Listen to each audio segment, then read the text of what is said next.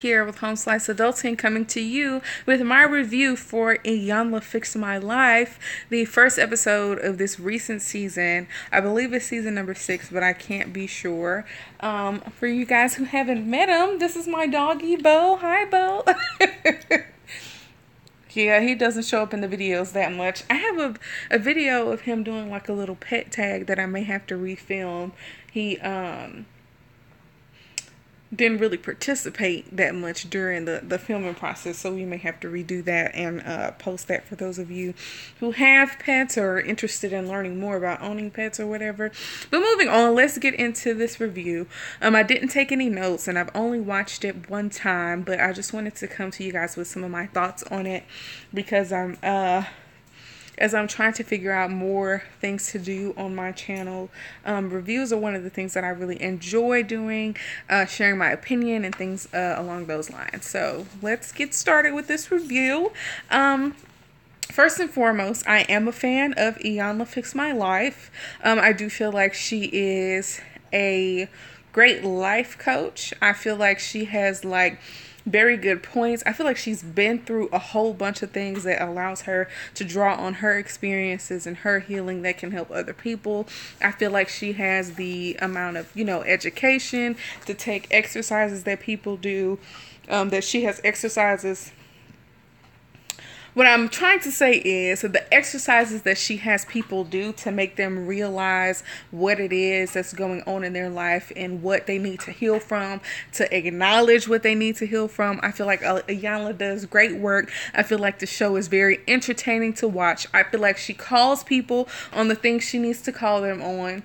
So, while I am a fan of the show and while I am a fan of Miss Iyanla, I can acknowledge that there are things that happen in these shows that I don't necessarily agree with. But because she is the professional and she's been doing this for a long time and she has, her education in it and she has been doing it for decades, we're going to defer to her judgment sometimes. Other times, I'm not with it. But this episode is probably one of the episodes that went the most left, in the history of Iyanla Fix My Life.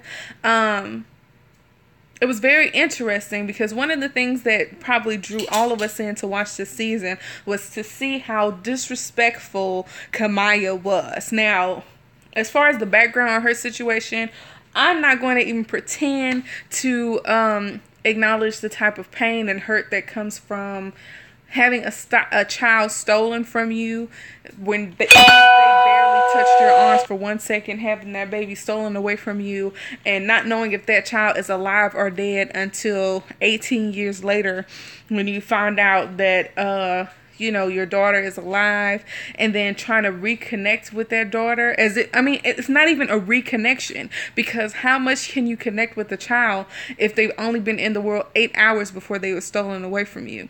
Basically, this parent and child relationship, you're starting from scratch. You are strangers to each other, and now she is an adult who loves and respects the person who stole her away from you. So as far as the background in the situation goes, I feel like this is a very scary type of situation for anybody to be in, let alone a young girl who is 19 years old, just trying to figure out, what's going on in her life. And it was very interesting because we saw on the previews that this girl was going to be going off on Iyanla and threatening her and things along those lines.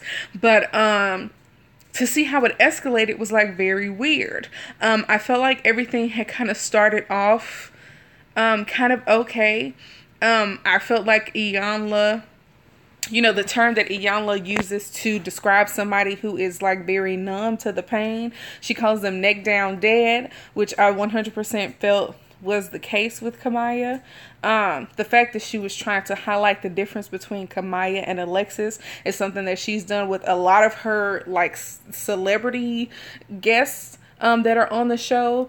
And she tries to distinguish between the celebrity persona versus who the person really is or who the person really was born as. But in this case, she's trying to make a distinction between the person that Kamiya grew up to be, which is Alexis, versus Kamiya, who is, still an 8-hour-old baby that was stolen away and who was just almost a figment of her parents' imagination. Sorry, y'all, there was a bug. But anyways, so the deal is, I feel as if the whole situation went left because Kamiyah was not able to deal with the fact that she couldn't get what she wanted. And I watched a clip on YouTube like just now of Iyanla talking to her staff about all the stuff that happened. And apparently one of the staff members or one of the producers or something like that, yo, this bug is bugging me.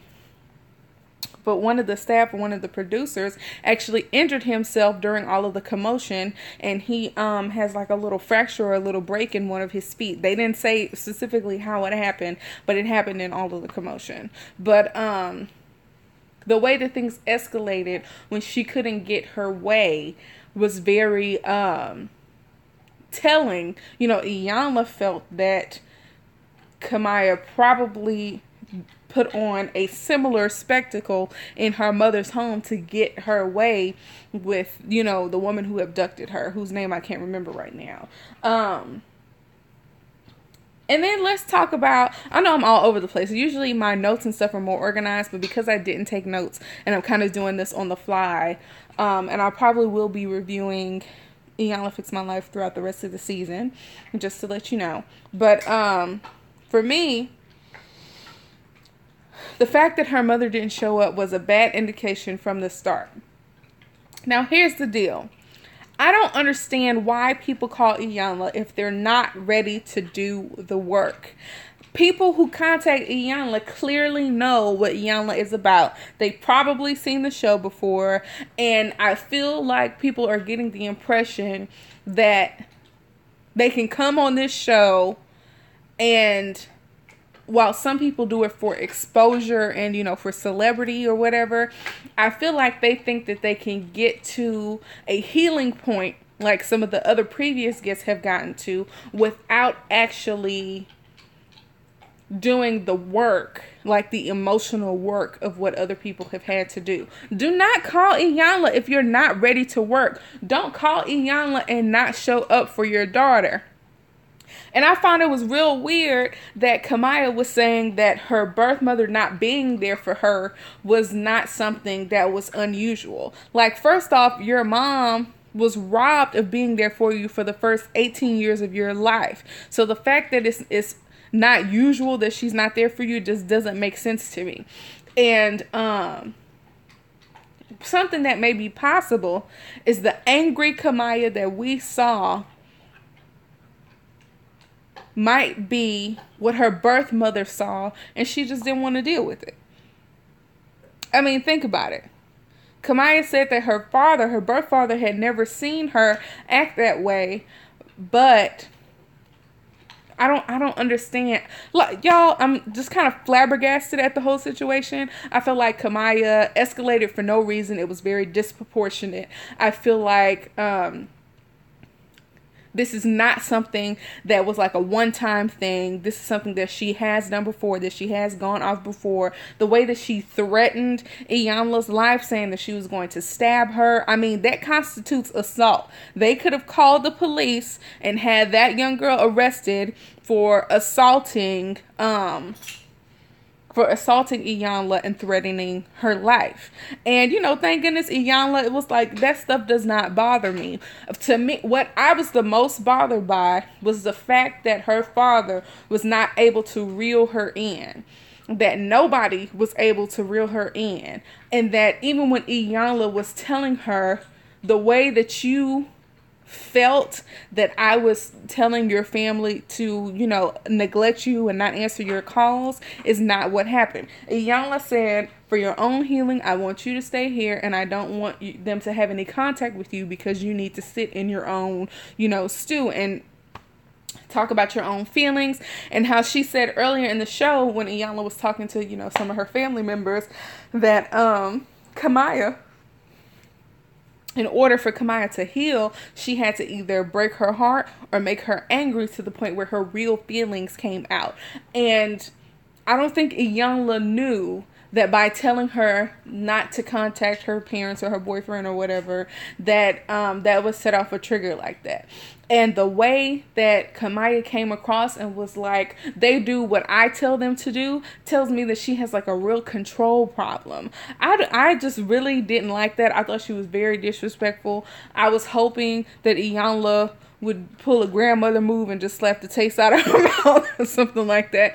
And you feel sorry for the girl. You feel sorry that this is something that has happened to her. You feel sorry that she kind of has this identity crisis going on, that she has this dilemma where she may feel that she is being made to choose between loving the person who raised her versus trying to connect with the person who gave birth to her. And then they're not working things out. Her mom didn't even show up for her. This whole thing was like a big mistake from the beginning. And something I was watching Funky Dineva's review, and he said something along the lines of he thought it was odd that they even aired this.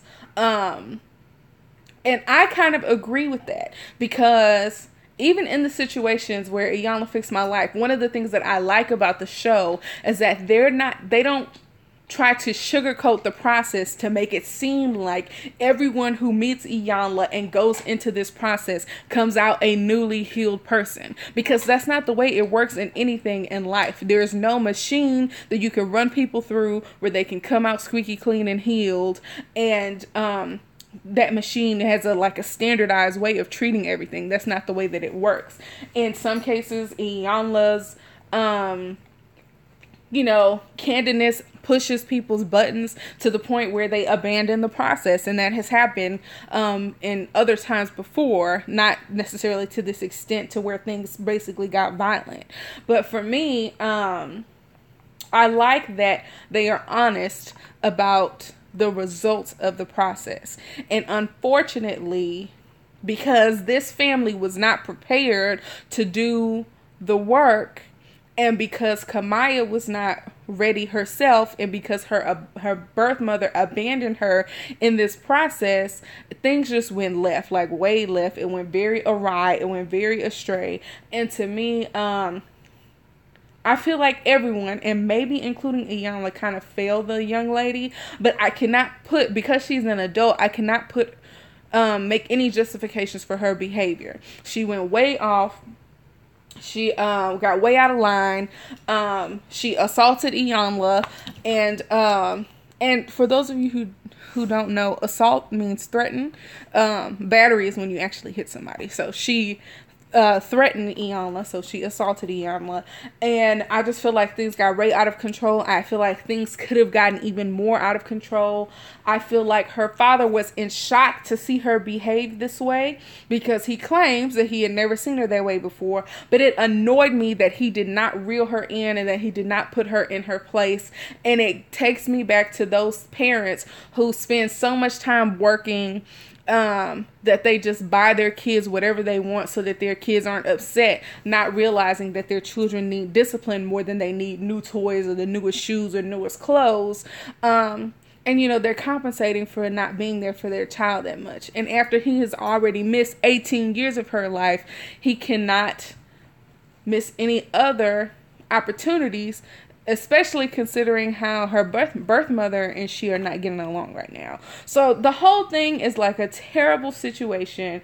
And while I wish the best for them, I feel like Iyanla had a really good point when she said that had she created a spectacle and acted that way in any other arena, in any other place in her life, there could have been very damaging repercussions. Somebody could have called the police on her, and the police would have been justified in taking her away. Somebody could pull out a knife, a gun. I mean, there are people out here that are very crazy. And it's like, if Kamiyah does not reel herself in, if her parents and her friends and her boyfriend don't hold her accountable for her actions, don't support her in her healing, I mean, this situation just to me seems kind of insurmountable. And while Iyanla is very good one of the things that I don't like about this process is that it's so short. These people spend 1 to 3 days talking with Iyanla, going over their issues, talking with family members and whatnot. And I know that the idea is to start the healing process, to get the wheels churning, and that it's up to people to continue the healing process by going to therapy or doing whatever they need to do for their own personal healing and growth. But I feel like Kamiyah would have benefited from talking to the young lady who was also abducted at birth. If that was the first day as opposed to the second day, things might have turned out a little bit differently. I know Iyanla wants to get like a good grip on what each person's problem is, but had the other young lady been there to make Kamiyah feel like she wasn't alone, then things might have gone a little better for her. And so moving forward, I feel like this was a total disaster.